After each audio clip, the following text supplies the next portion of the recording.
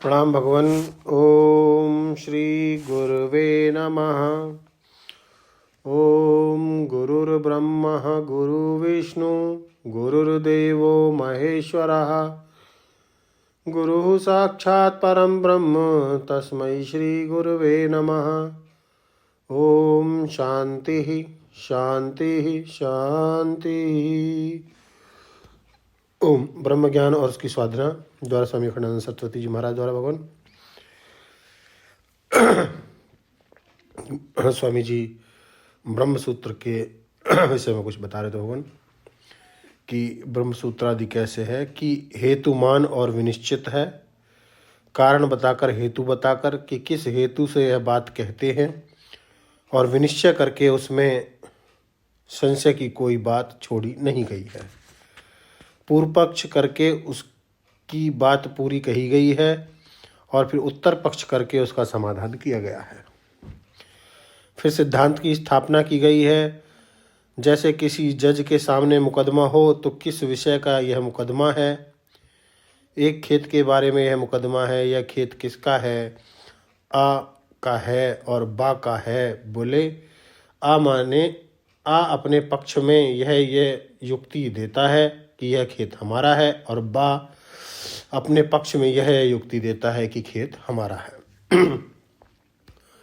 दोनों की युक्ति बिल्कुल ठीक ठीक आ गई तो अब दोनों के बयान मिलान करके फैसला देना, सिद्धांत का निर्णय करना है। ब्रह्म सूत्र में इसी को अधिकरण बोलते हैं। विषय क्या है, उस पर संशय क्या है, पूर्व पक्षी का क्या कहना है, उत्तर पक्षी का क्या कहना है, दोनों की बात सुनकर के निर्णय किस पक्ष में करना ठीक है। इन 5 बातों से ब्रह्म सूत्र बनते हैं तो वो हेतुमान हैं और बिल्कुल विनिश्चित सिद्धांत के प्रतिपादक हैं। ऋषिभी बहुधा गीतम। ऋषियों ने वर्णन किया कि आत्मा शुद्ध है, अक्षर है, शांत है, निर्गुण है, प्रकृति से परे है। श्रीमद् भागवत के 7वें स्कंद में प्रहलाद ने जहाँ बालकों को उपदेश किया है वहाँ 12 लक्षण आत्मा के और 12 ही लक्षण अनात्मा के बताए हैं। आत्मा नित्यो अव्यय शुद्ध एक है, क्षेत्रज्ञ आश्रय है, अविक्रिय स्वदेह हेतु व्यापको असंग अनावर्तः। एतद् 12 भी विद्वान आत्मनो लक्षणैः परैः अहं मम इति अस्य भावं देह आदौ मोहजं त्यजेत्। आत्मा नित्य है, देह अनित्य है। आत्मा शुद्ध है, देह अशुद्ध है। आत्मा अव्यय है, देह वैशाली है। आत्मा व्यापक है, देह व्याप्य है। आत्मा असंग है, देही संगी है। आत्मा अनावृत है, देह आवृत है। वहाँ बताया कि ये 12 लक्षण आत्मा और अनात्मा के हैं।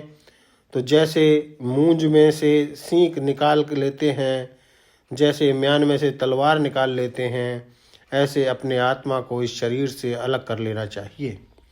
पिंड है, पृथक्कत है, पुंसः शिरः पाण्य आदि लक्षणा ततो अहम इति पुत्रैताम संज्ञाम राजन करोम्यहम। शरीर में हाथ अलग है, पांव अलग है, सिर अलग, आँख अलग, नाक अलग, यह तो एक पिंड है। और इसमें ये रेखाएं बना दी गई हैं। इनमें से राजन इस शरीर में नाम की कौन सी चीज है। एतत् तव शिरः किंतु उर पाणियस्थ तथा उदरम किम पादादिकम त्वं वै तव एतत् किम महीपते। क्या तुम सिर हो कि तुम्हारा सिर है, तुम्हारी छाती है कि तुम छाती हो, तुम्हारा पेट है कि तुम पेट हो, तुम्हारा पाँव है कि तुम पाँव वाले हो। यह जो उस शरीर में अहम अहम बोल रहे हो, यह तुम्हारा अहम क्या है।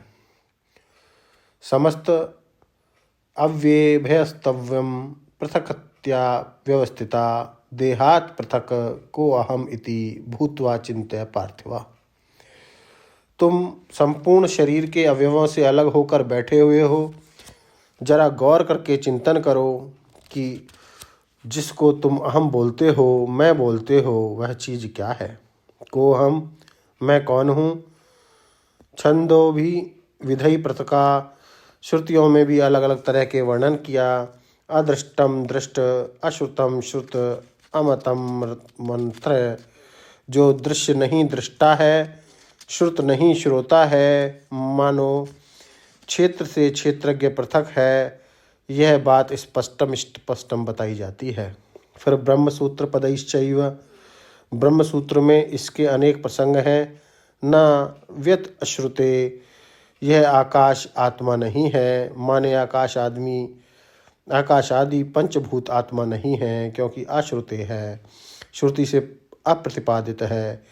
ये यहाँ से लेकर न आत्मा श्रुते नित्यवाच्यताभ्या तक ब्रह्मसूत्र के दूसरे अध्याय तीसरे पाद में क्षेत्र और क्षेत्रज्ञ का विवेचन है। अंत में ज्ञौत एव सूत्राया, जिसमें बताया कि यह आत्मा ज्ञाता है। हेतुम आदि भी विनिश्चयतई, तो क्षेत्र ज्ञेय है और आत्मा ज्ञाता है, यह विवेक कर लो। ब्रह्मसूत्र पदैश्चैव में कारण भी बताए गए हैं और बिल्कुल पक्का निश्चय किया गया है। अब भगवान क्षेत्र का वर्णन लेंगे हम अगले सत्संग में। ओम शांति शांति शांति।